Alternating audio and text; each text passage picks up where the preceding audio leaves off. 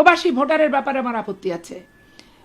প্রবাসী voter organised হইতে জামাত ইসলাম, দেখেন একটা বিএনপির ভোটার যাবে না, কিন্তু জামাত ইসলামের ভোটার 2 ঘন্টা আগে যে বসে থাকবে এদের একটা হুইসেল দিলে। কারণ যে যেখানে সারা পৃথিবীতে জামাত করে তারা সবাই কিন্তু টাকা দেয়, সবাই কিন্তু চাঁদা দেয়, তাদের চাকরিটাও যেমন জামাতের মাধ্যম দিয়ে পাওয়া, অতএব একটা অংশ জামাতের ফান্ডে তারা দিতে বাধ্য মৃত্যুর আগ পর্যন্ত।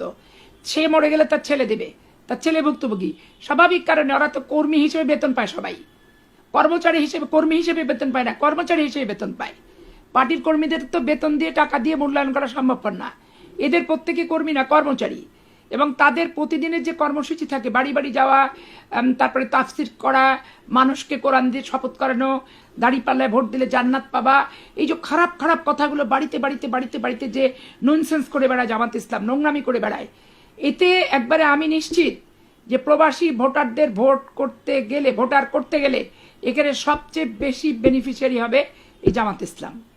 এবং জামাত ইসলামকেই যার কারণে সরকার ছলে বলে কৌশলে পিআর পদ্ধতি ছাড়া নির্বাচনের পদ্ধতিতে ওদেরকে কোনো প্রকার মানে অর্ধেক তো দূরের কথা, কোয়ার্টার ভোটও বিএনপির সাথে টিকছে না, তখন এই পদ্ধতিগুলো এই সরকার বাতলাচ্ছে।